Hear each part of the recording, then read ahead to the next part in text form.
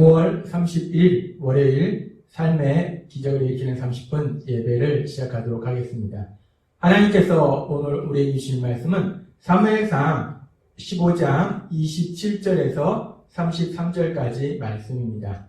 이 말씀 제가 봉독하도록 하겠습니다. 사무엘이 가리고 돌아설 때에 사울이 그의 겉옷자락을 붙잡음에 찢어진지라. 사무엘이 그에게 이르되 여호와께서 오늘 이스라엘 나라를 왕에게서 떼어 왕보다 나은 왕의 이웃에게 주셨나이다. 이스라엘의 지존자는 거짓이나 변기함이 없으시니 그는 사람이 아니심으로 결코 변기하지 않으심이니이다 하니 사울이 이르되 내가 범죄하였을지라도 이제 청하옵나니 내 백성의 장로들 앞과 이스라엘 앞에서 나를 높이사 나와 함께 돌아가서 내가 당신의 하나님 여호와께 경배하게 하소서 하더라. 이에 사무엘이 돌이켜 사울을 따라가매 사울이 여호와께 경배하니라. 사무엘이 이르되 너희는 아말렉 사람의 왕 아각을 내게로 끌어오라 하였더니 아각이 즐거이오며 이르되 진실로 사망의 괴로움이 지났도다 하니라. 사무엘이 이르되 내 칼이 여인들에게 자식이 없게 한 것 같이 여인 중 내 어미에게 자식이 없으리라 하고 그가 길갈에서 여호와 앞에서 아각을 찍어 쪼개니라. 아멘.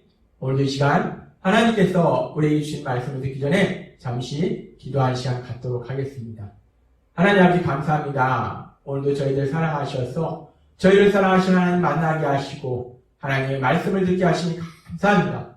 아버지 하나님, 오늘도 하나님의 말씀을 통해서 거룩하신 하나님, 전능하신 하나님이 저희를 얼마나 사랑하신지를 다시 한번 기억하게 하시고 그 사랑을 믿음으로 담대하게 세상을 살아가는 저희가 될 수 있도록 은혜 베풀어 주옵소서. 예수님의 이름으로 감사하며 기도드리옵나이다. 아멘. 우리가 오늘 말씀에 보면은 사울이 분명히 하나님의 말씀에 순종하지 않았음에도 불구하고 입으로는 범죄했다라고 말하지만은 실제적으로 자신의 죄를 회개하지 아니하고 여전히 욕심에 따라서 행동하고 있는 것을 볼 수 있습니다. 그렇게 사울이 여전히 자신의 죄를 회개하지 않고 욕심에 따라 행동하고 그러면서 이제 사무엘을 통해서 하나님께 제사 드리는 그 제사를 자기도 참여하게 해달라 해서 결국 사무엘이 하나님께 제사 드리고 그 제사가 끝난 이후에 사무엘이 이제 사울이 살려둔 그 아말렉의 왕 아각, 그 아각을 데려오라 라고 명령합니다. 사무엘상 15장 32절은 이렇게 말씀합니다. 사무엘이 이르되 너희는 아말렉 사람의 왕 아각을 내게로 끌어오라 하였더니 아각이 즐거이 오며 이르되 진실로 사망의 괴로움이 지났도다 하니라. 사울과의 전쟁에서 패배하고 포로로 잡혀온 아각. 그래서 언제 이제 사울이 자기를 죽일까 두려움 속에 있었는데 제사장 사무엘이 와서 제사를 드린 이후에 하나님의 은혜를 구한 이후에 이제 아각을 데려오러 갑니다. 그러니까 아각이 이 소식을 듣고 야 이제 난 살았구나. 그 많은 전쟁을 통해서 많은 사람을 죽였던 사울 왕의 판단에 의해서 판결에 의해서 자기가 생명이 좌지우지되는 것이 아니라 이제 하나님을 섬기는 사랑의 하나님을 섬기는 그래서 사랑의 삶을 살고 있는 나이 많은 이제 선지자 제사장 사무엘에 의해서 자기가 판결을 받게 되니까 야 이제 나는 살았구나. 나는 이제 죽지 않는구나. 라고 아각이 생각해서 너무나 기뻐합니다. 좋아합니다. 그런데 아각은 그렇게 이제 제사장 사무엘의 판결에 따라서 자기가 자기의 앞으로의 삶이 결정된다 생각해서 기뻐했는데 그 아각의 기대와는 전혀 다른 일이 일어납니다. 사무엘상 15장 33절은 이렇게 말씀합니다. 사무엘이 이르되 내 칼이 여인들에게 자식이 없게 한 것 같이 여인 중 내 어미에게 자식이 없으리라 하고 그가 길갈에서 여호와 앞에서 아각을 찍어 쪼개니라. 아각을 처형해버립니다. 근데 여기서 보면 길갈에서 여호와 앞에서라고 표현합니다. 여호와 앞에서라는 이 의미는 여호와의 말씀대로라는 의미입니다. 사무엘은 하나님을 섬기는 하나님의 제사장이에요.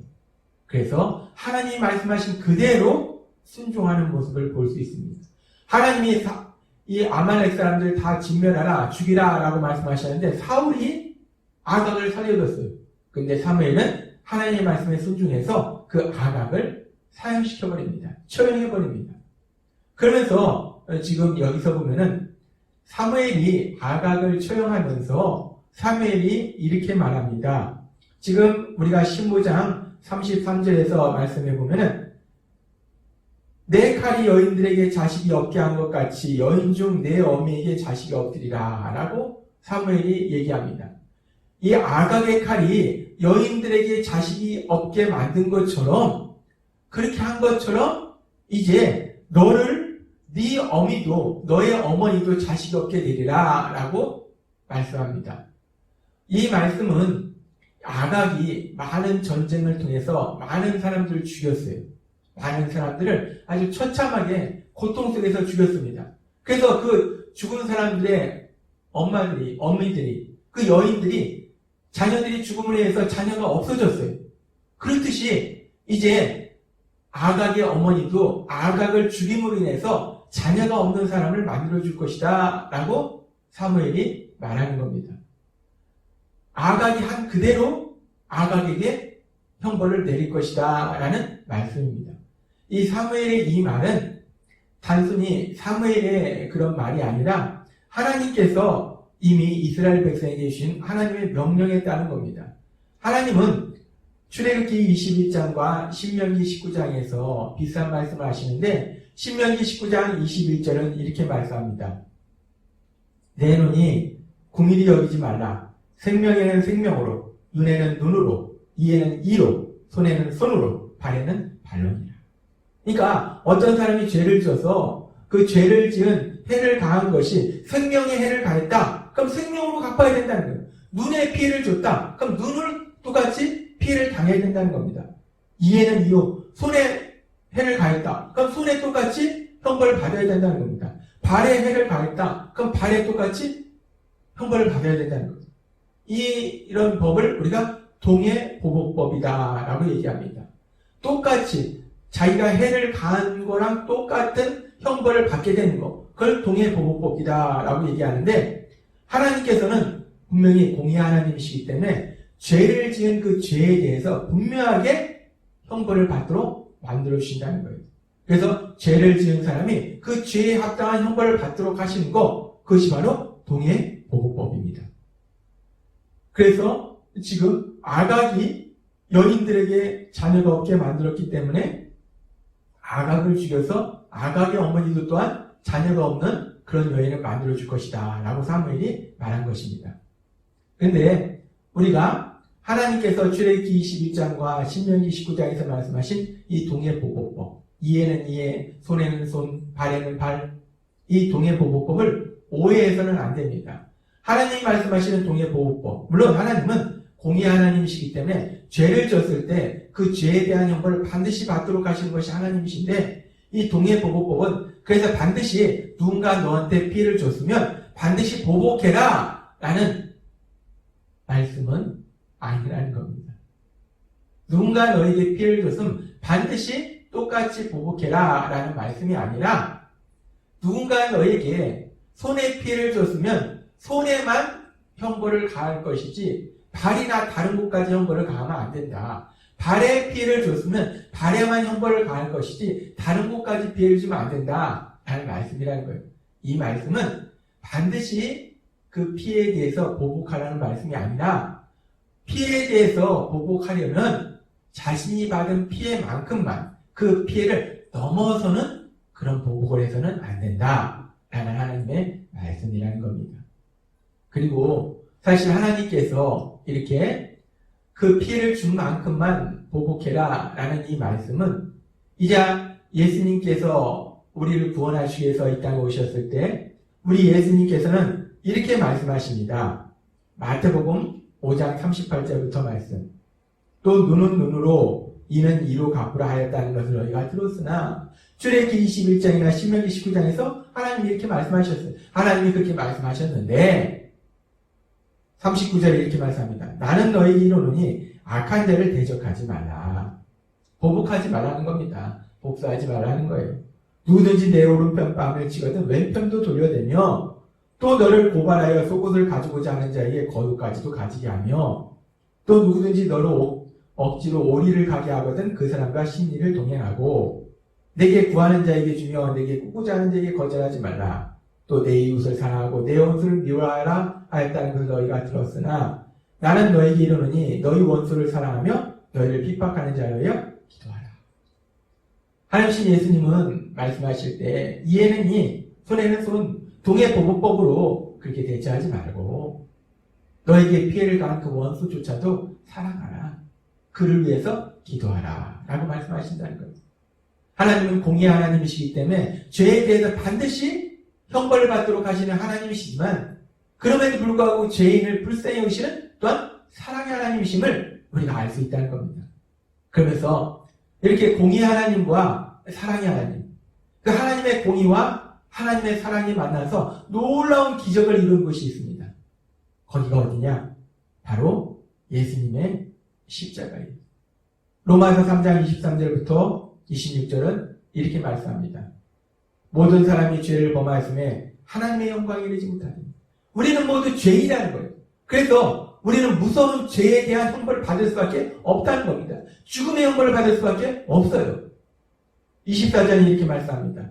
그리스도 예수 안에 있는 속량으로 말미암아 하나님의 은혜로 값없이 의롭다 하심을 얻은 자 되었느니라. 이 예수를 하나님이 그의 피로써 믿음으로 말미암아 화목제물을 삼으셨으니 라고 말씀합니다. 하나님의 공의는 죄인에 대해서 반드시 형벌을 내리시고 죄에 대한 형벌은 죽음이라는 거예요.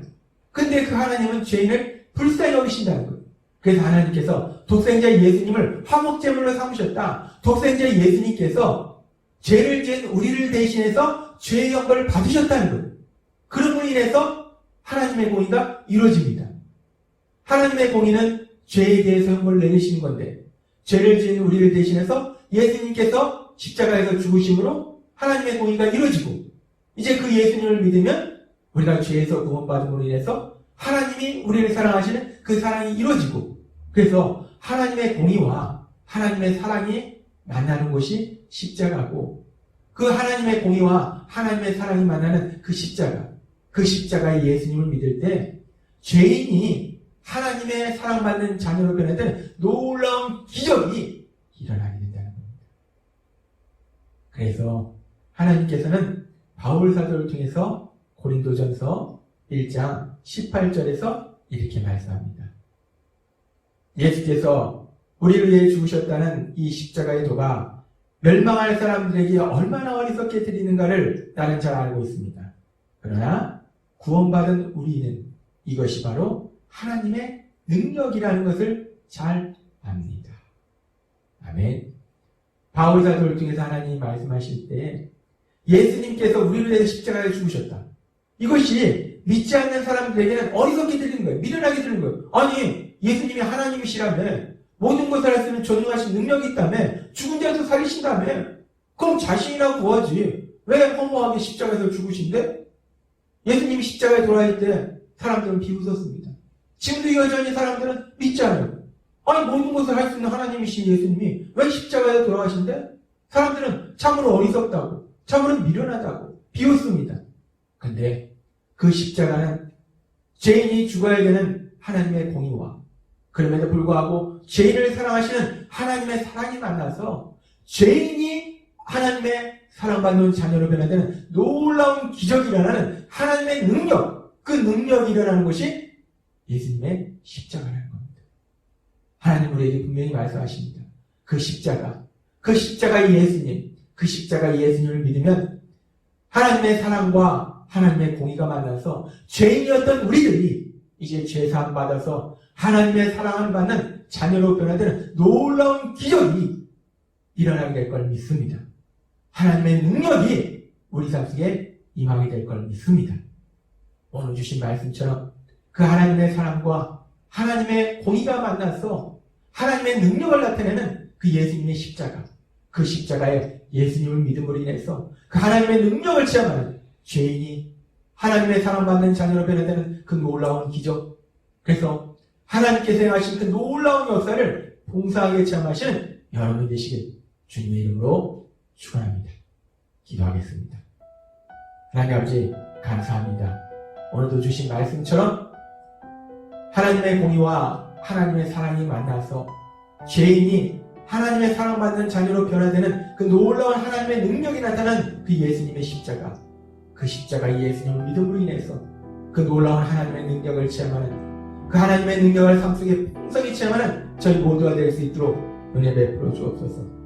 예수님의 이름으로 감사하며 기도드리옵나이다. 아멘. 이 시간도 하나님께서 우리에게 주신 말씀을 묵상하면서 조용히 기도하는 시간 갖도록 하겠습니다.